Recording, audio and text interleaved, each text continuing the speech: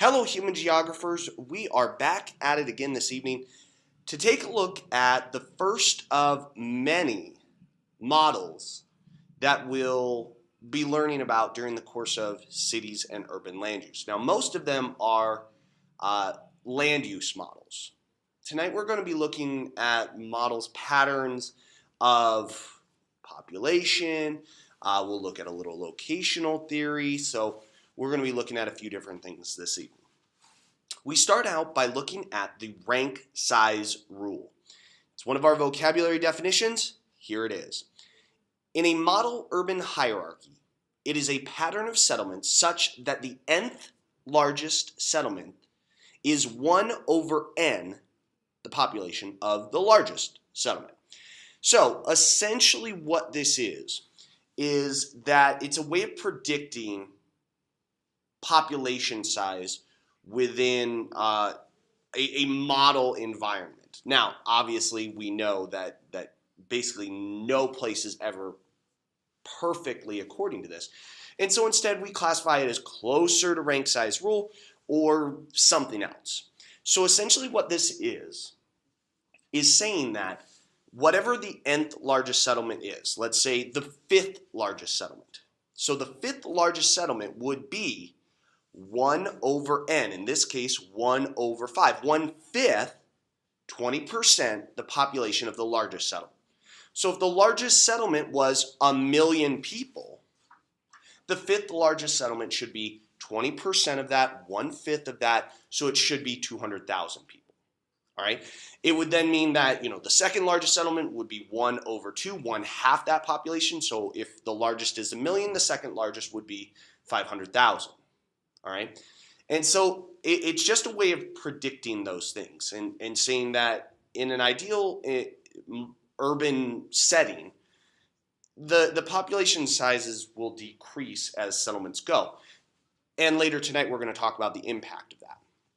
Now, Felix Auerbach was the first one to suggest that there was a hierarchy here in terms of population numbers, but George Zipf was the one who actually created the formula. And so it's actually sometimes referred to as Zipf's law in the event that we happen to see that on the AP exam.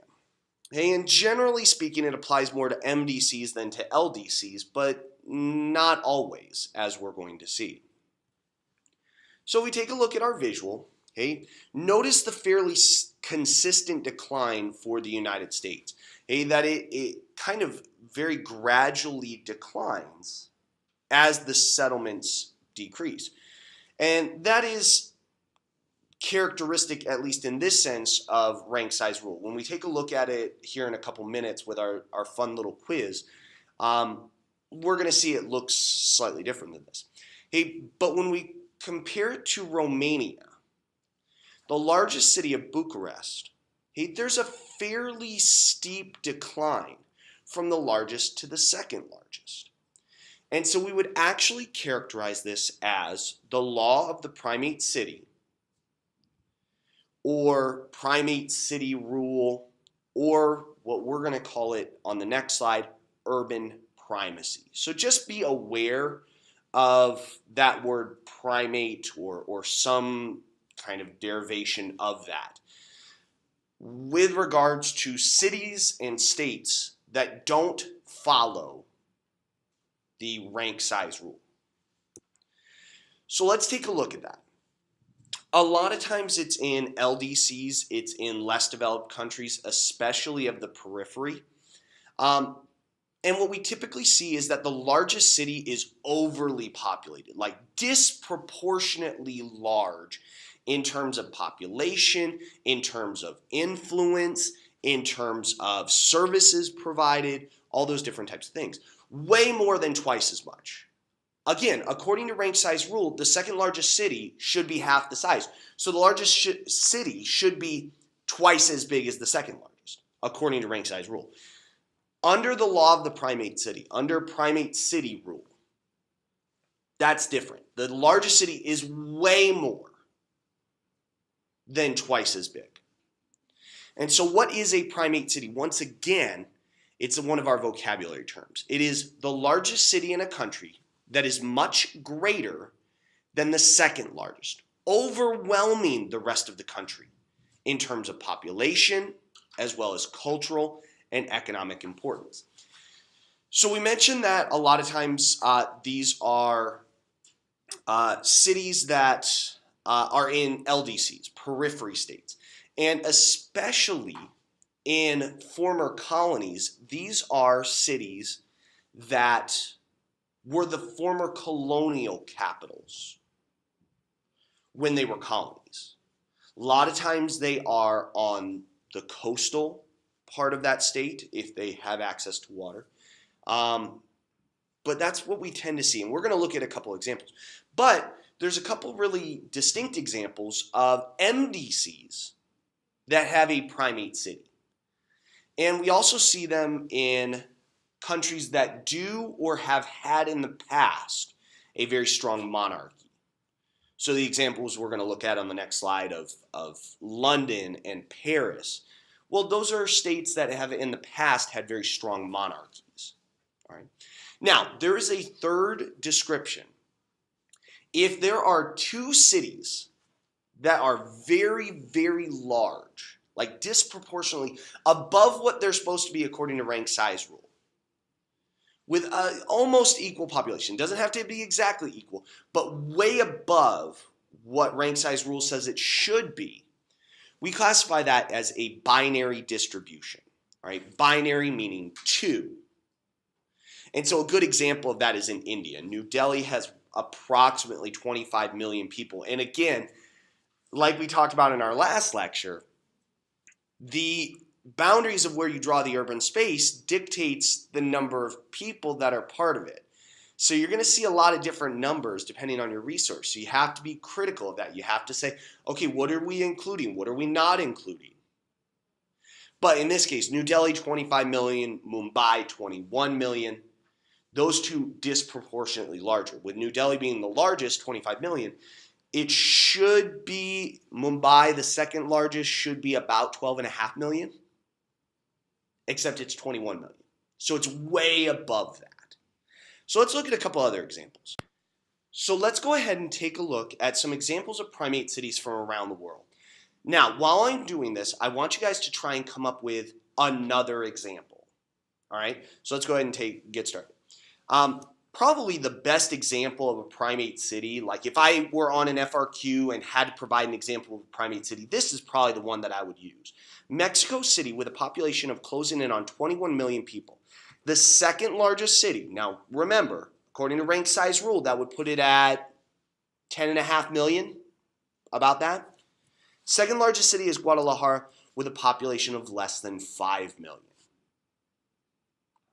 And that's a fairly substantial difference, all right? Because that would put it at, like according to rank size rule, about like the fourth largest city.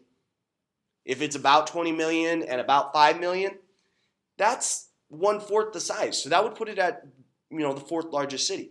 And that's another good exercise to do with this. As we're going through these, take a look at the numbers. If the largest city is, let's use another example, Seoul, South Korea, with a population of close to 10 million.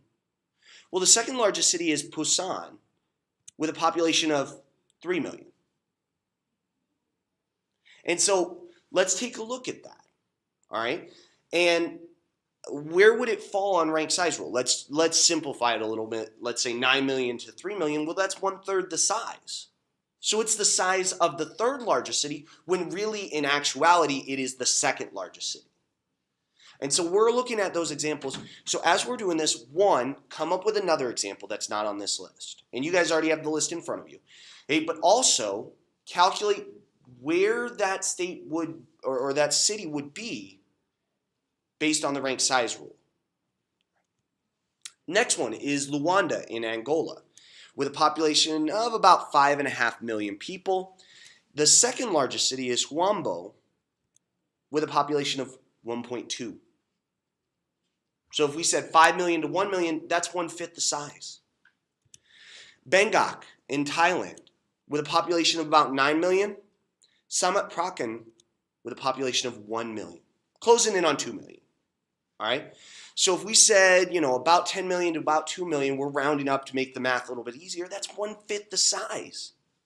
It should be the 5th largest settlement according to rank size rule, but it's really the 2nd. London. So now getting into a couple examples of core countries. In this case, one with a history in the past of a very strong monarchy. They don't have it anymore. But London with a population of 10 million, the second largest is Manchester with a population of 2 million. Again, 1/5 the size. Paris in France, population of 10 million closing in on 11 million. Lyon with a population of 1 million.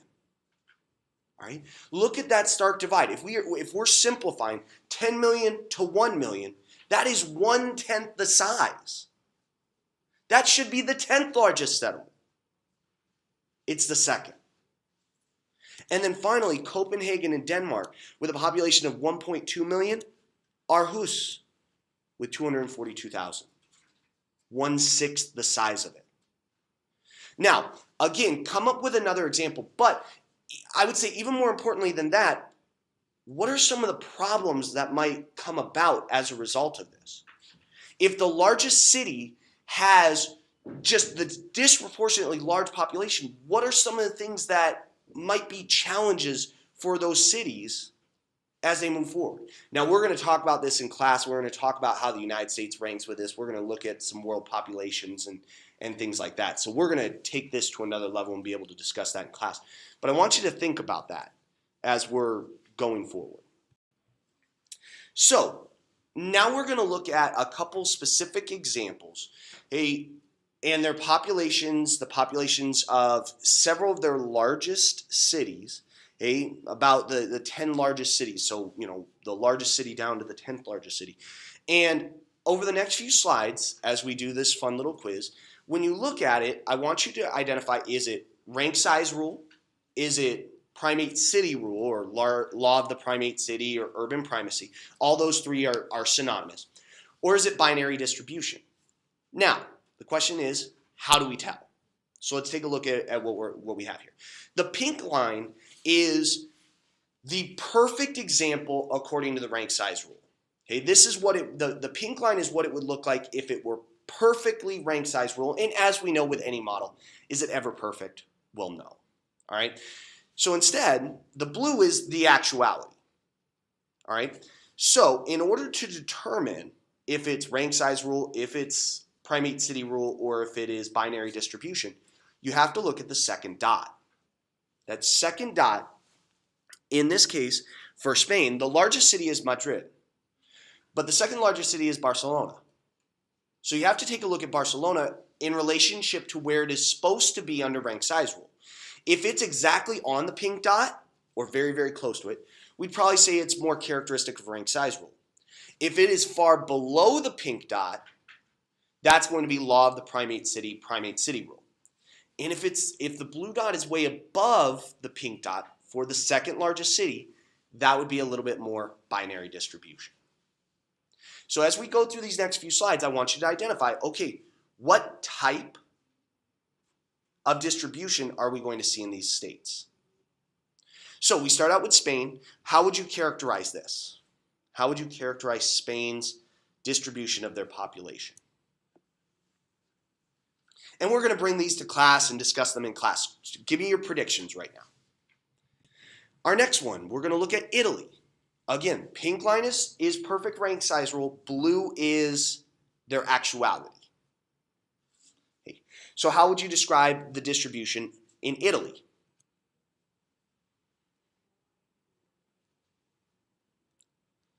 Our next one, Greece. Notice that all of these are in Europe.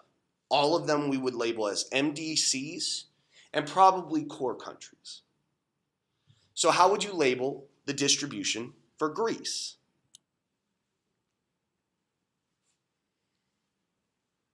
All right. Hopefully you noticed a pattern there with the MDCs. Let's take a look at some LDCs. Let's take a look at some periphery and semi-periphery states. See how they compare. So now we're going to Southeast Asia, the Philippines. How would we describe this? Now notice, This one's kind of tricky because you look at that second dot, very close to where it's supposed to be with the projection, but take a look at that third dot as well. Okay, there's really not a lot of change from the third largest city to the 10th largest city. So does that influence what you're going to guess? I know that most of this is just focusing on that second largest city, but we can take a step back and look at the other cities as well. Indonesia, still in Southeast Asia. How would we describe this distribution? We have Jakarta as the largest city. Take a look at that second largest city. Remember, if it's right on the pink dot, it's rank size rule. Far below, law of the primate city rule, urban primacy. If it's way above, we would say binary distribution. So what are we saying here for Indonesia? How about Vietnam? All right, we got our guesses. Now, what's actually kind of fun is we can actually apply this at different scales. If we wanted to, and in the past I have in class, we've looked at the distribution for Clark County, Nevada. We've looked at our distribution of population here in Clark County, Nevada. But we could also look above the national level. In this case, we're looking at the supranational scale. So taking a look at the largest cities in the European Union. How do they rank? Notice if you take a look at the bottom, these are countries from all over the EU. London, Berlin, Madrid, Rome. And so we can see it. How would you classify the European Union? Now, obviously, things are going to change in the future because the membership of the European Union is changing. But for right now, how would we classify the European Union?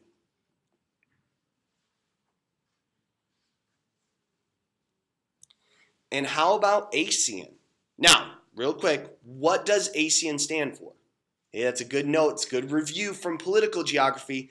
It's a few units ago. But what does it stand for? All right. And so take a look at some of the cities. We've got Manila in the Philippines. We've got Jakarta in Indonesia. Hey, when we take a look at that, how would you describe the distribution of population for ASEAN? All right. We've got our guesses. Bring those to class. We're going to discuss them.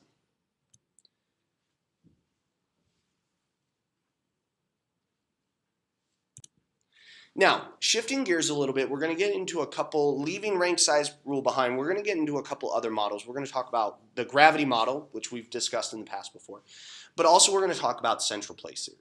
So here we go. Before we can talk about either of those, there's a few definitions that we have to characterize. First off, we have to start with market area. Now, this is a term that we've heard throughout the school year, but now it's actually part of our vocabulary lesson. So market area is the area surrounding a central place from which people are attracted to use the place's goods and services. It is also sometimes known as a hinterland. All right. Now, market areas, because you have a central point, they said a central place, and you have an area surrounding that, going all the way back to unit number 1, what's that a good example of? What kind of region would a market area be a good example of? And hopefully you said that it'd be a good example of a functional or nodal region, because we have a center point and so far around that central point from which people are attracted to use an area's goods or services. Now, market areas vary based on a lot of different things, but two things in particular are range and threshold. Range is the maximum distance that people are willing to travel to use a good or service. Okay? For example, there's a couple ways that we can classify this. Okay? We can classify services as being high range, meaning that people are willing to travel very long distances for that service. For me, that's Cracker Barrel. Okay? I'm willing to drive to another state in order to go to Cracker Barrel. Now, we have Cracker Barrels here in Las Vegas, so I don't have to do that anymore. But I was willing to do that. People are willing to drive across the country to go to White Castle and Whataburger and things like that. Hey, and people are willing to travel here for things like In-N-Out. So most fast food probably doesn't have that high range. But maybe something does.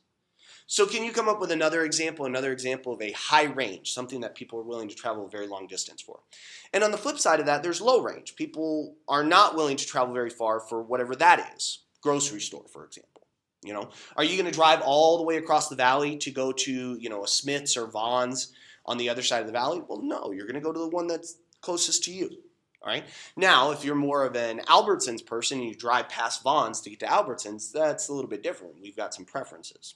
Okay, and that's why things are going to vary a little bit with that. Okay, there's an element of loyalty with that. There's an element of competition to market area as well. Now, flipping to the other side. And I want you to come up with other examples. What's another example of a high range service? What's an example of a low range service? On the other side, we have threshold. Threshold is the minimum number of people needed to support a service. Again, just like with range, we have high threshold services, we have low threshold services. A high threshold means you need a lot of people in order to make a profit. For example, professional sports. On the other side, we've got low threshold. You don't need a lot of people. Okay, for example, a jewelry store. One person comes in and drops $1,000. That might be the only sale they make that day, but that's good enough. So what are some other examples? So, if you are a business owner, okay, and one of my favorite things about this unit is that a lot of our students want to grow up and own their own business. And this is really applicable to that because you can't just put your business anywhere. You have to do some research if you want your business to be successful. So ideally, one of the things you would look at is calculating your market area, your ideal location. Okay? So you start out by calculating your range. For example, okay, how far are people willing to travel for your service? The example I give you there is 10 miles for a pizza. Now, it is my dream one day to own a scented candle shop. Okay? I've already got a small collection going in my classroom, but one day I would like to own a scented candle shop. Now, it's not going to be a boring scented candle shop with just vanilla. It's not going to be just that. Okay? We're going to have awesome flavors. Okay? The best flavors. Hey, we're going to have pizza scented candles. We're going to have freshly cut grass. Have you ever smelled freshly cut grass? It's amazing. We're going to have bacon scented candles. It's going to be sensational. I wish I could say that I came up with that joke. That came from a student. So props to that student. But because of that, because we have such awesome scents, people are going to travel from miles around for Mr. Pileski's sensational candle shop. So, my market area will be fairly large. Range, pretty high because people are going to be willing to travel fairly long, far distances to get a bacon-scented candle. Then I have to calculate my threshold. Okay? How many people do we need to use our service to make a profit? Now, being a scented candle shop, I don't anticipate that we're going to have a ton of foot traffic. So I'm going to have, some more expensive candles. That way when people come in and they pay more, the vanilla will be cheap because you can get vanilla scented candles anywhere. But the bacon scented candle might be a little bit more expensive. And so I don't need quite as many people as a result of that. Okay. Now I also have to look at demand because if everyone's coming in and buying the vanilla, then I'm going to need, my threshold is going to have to be higher. All right, because they're the cheaper candle. But if everybody comes in and buys bacon and we're sold out of the bacon scented candle, well, I don't need as many people. So I have to kind of take a look at where the demand is as well. And then I can draw my market area. Okay? So using the example that we've got here, hey, people are willing to travel 10 miles for a pizza. Hey, we need $5,000 a week in order to be profitable. People are going to spend about $5 a week on pizza, so we need 1,000 people. So we draw our 10-mile radius around our central point, around our pizza shop. And if there's more than 1,000 people within that market area, we should be fine. We should be able to turn the profit that we need. Okay? But when it comes to things like calculating range, you have to ask yourself, what modes of transportation are we talking about? Because are people going to walk 10 miles for a pizza? Well, no. And so you have to take those modes of transportation. Are we talking about personal cars? Are we out in the suburbs where everybody has their own car? Are we in a city where most of it is going to be public transportation, buses, subways, walking, things like that? Because that's going to influence it. You have to take into account things like competition, other people, and how much competition there's going to be. Now, we've mentioned the gravity model a few times throughout the course of the year, but it comes back in again when we're talking about market areas and interaction between people. So here's the definition once again from the gravity model. A model which holds that the potential use of a service at a particular location is directly related to the number of people in a location and inversely related to the distance people must travel to reach that service. We're basically talking about range and threshold. The longer the range, the less likely they are to interact, less interaction. The shorter the range, more interaction. The more people you have, the more interaction therefore you should be. Okay, so you might locate close, if you're a high threshold industry, you might locate where there's a lot of people. Whereas a low threshold service might be able to locate out in the suburbs where there's fewer people, lower population densities, lower concentration, things like that.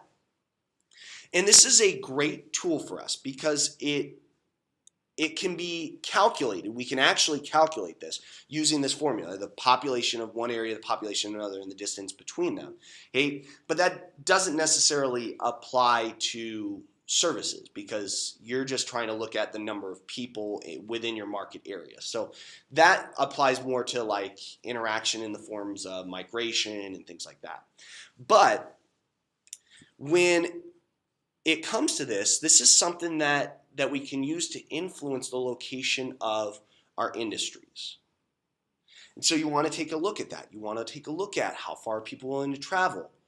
Hey, how many people are living in an area? These are all things that would have to be considered by you, the business owner, or me, the owner of a sensational candle shop.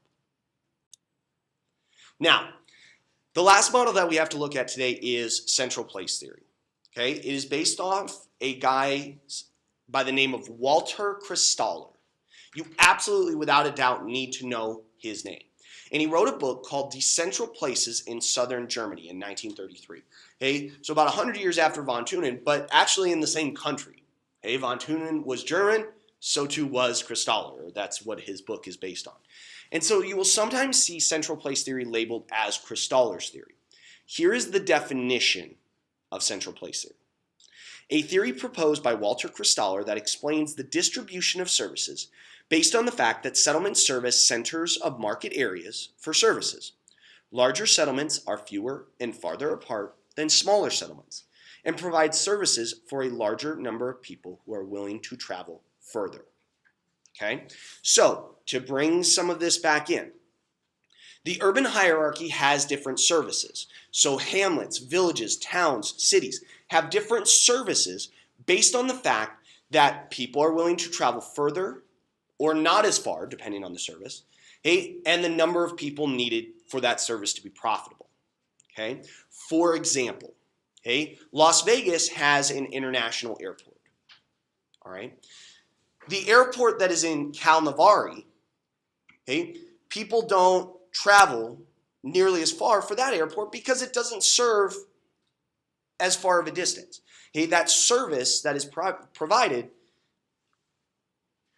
it doesn't go as far. All right? And so little towns, for another example, little towns might have like a family doctor, okay, that handles most things in the town.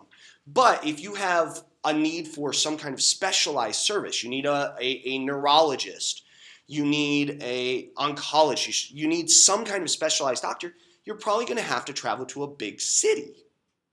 Because those services, like being a neurosurgeon, okay, being a neurologist, a brain doctor, hey, you need to have a lot more people in order for your business to be profitable. Hey, if you're a neurologist in a small town, not everyone there is going to have brain problems and going to need a neurologist. So instead, what you're going to see is that those areas that need, okay, more people are going to locate in those areas with more people. Okay? Now, a neurologist might be, because the price is very high or the payment is very, very high, it's actually classified more as a low threshold, but you need a lot more people in order to meet that threshold. So this can get very, very, very confusing. All right. So you just have to think about, okay, what's our range? What's our threshold? And start with that. So let's go ahead and take a look at the visual that corresponds with this model. Just like von Thunen had concentric rings, just like Weber had the locational triangle, what you see in the top left corner there is the model for central place theory. It is a series of hexagons. So if you take a look at the key, at the center point there, you have that star. That's the city. That is our largest urban settlement, which means that it's going to have the greatest number of services and services that people are willing to travel a very long distance for, and that you need a lot of people to sustain that service. Then notice that there's varying levels of hexagons within this. So the hexagons that surround towns are smaller than the one large hexagon for the city. The hexagons that surround villages are smaller still. And the smallest hexagons are the ones around hamlets, because you have fewer people, which means that the services that are able to locate there, maybe like a general store, a grocery store, a family doctor, just very small things that apply to a lot of the people in that hamlet are able to be supported by that. Okay. Now, the one on the right is a much more advanced version of that. And what you see at the bottom is the explanation for why we use hexagons. Okay. So if you take a look at the far left, circles, there are gaps around that central place. Now remember, we said that central place theory is a great example of a functional region. And a perfect functional region would be a circle. But with circles, you have gaps. And those gaps suggest that there's no way we're going to provide a service there. Well, we know that that's not true. And then there's overlapping. And with squares, they nest together. They come together and there's no gaps, there's no overlapping. We call that nesting together. Okay? But the distance from the center varies greater depending on where you are on the edge of the square. So hexagons were a compromise between the two. They do nest together like squares, but it's a little bit more equidistant from the center point out to the edges than with a square. So that's kind of the explanation there. Now, just like with von Thunen's model, just like with all of our land use models, there are assumptions that have to exist in order to make these work. So let's take a look at them, and you'll notice that they're very similar to the assumptions that we talked about with von Thunen. Hey, flat and no physical barriers. Soil fertility is the same everywhere. Population and purchasing power is the same. It's a uniform transportation network. Hey, from any given place, a good or service can be sold in all directions out to a certain distance. That's your market area. And so they're very similar to the assumptions with von Thunen. And just like von Thunen, Christaller knew that these assumptions were not realistic. All right? But just like von Thunen, if they're unrealistic, does that mean that the model doesn't work, that it's pointless? Well, no, of course not. Hey, it still works because it's about the location of services. Von Thunen was about the location of the primary sector, agricultural activities. Hey, Weber was about the location of industry, secondary sector. Christaller is about the location of services. That there will be a center point, and there's only so far out from that center point that these services will go. And within that, you need a certain amount of people who are willing to drive a certain distance in order to do that. So let's look at a specific example now with Major League Sports. So what this is an activity that looks at the spatial distribution of Major League Baseball teams. Now, a couple of things before we get started with it. It's actually a good example of GIS because if you notice on the right-hand side there are several different layers of data that you can add by clicking on or off. Okay? The boundaries, the red lines, are the market areas. And in this particular activity, the market areas are determined by splitting the difference between two Major League Baseball teams in half. All right. So if you take a look at the Colorado Rockies, they're in Colorado. They split the difference between that and the Seattle Mariners in Seattle. Okay. The numbers that you see are the millions of people within that market area. So the questions that I have for you are this. Hey, how would you describe a Major League sports team? Is it going to be high range or low range? Are people willing to travel a long distance to see a Major League or professional sports team? Are they high threshold or low threshold? Do they need a lot of people in order to be profitable? And so I want you to start to think about that. High range, low range, high threshold, low threshold. And then what do you notice about this? What are some of the things that catch your attention about the spatial distribution of baseball teams? Is there anything you're surprised by? Are there any questions that you have with this? Because this is the spatial distribution in 1997. This is the spatial distribution in 2012. Now, a couple things have changed. Okay, first off, the Tampa Bay Rays were added in Florida. So take a look at the previous slide, this slide, what changed. The Arizona Diamondbacks were added in Phoenix. What changed? And then also the Montreal Expos moved to Washington, D.C. and became the Washington Nationals. So how did the map change? How did the spatial distributions, how did the market areas change? Did people change loyalties?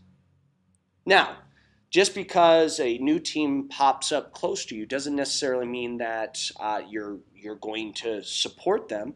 But if it happens to be a little bit closer so that you're able to interact with a team on a more frequent basis, would that change your trips? Even if you have loyalties to another team, but you can see them and it is easier to see them, cost you less money, are you going to go? And so these are all things that have to be considered with this. Now, the end result of this particular activity is a hypothetical expansion of Major League Baseball into Latin America. And it proposes 4 potential new locations in Mexico, Cuba, the Dominican Republic, and Puerto Rico. So, based on that, taking a look at the market areas, taking a look at the populations that are needed to support this high range, high threshold industry of professional sports, which location do you think would be ideal? Now, in addition to that, also take into account other things like, how would you have to travel to these locations? Would you have to take a boat or a plane versus a car? Also consider other countries, because Puerto Rico is part of the United States. So you would not necessarily need a passport in order to travel to Puerto Rico to go to a game versus another country like the Dominican Republic, Cuba, or Mexico. So based on what you see here, if you had to recommend a location to Major League Baseball, what would you suggest? Which would be the most lucrative potential position? And what case would you make? So bring your thoughts to class and we'll discuss them. Have a wonderful evening, everyone. I'll see you in class.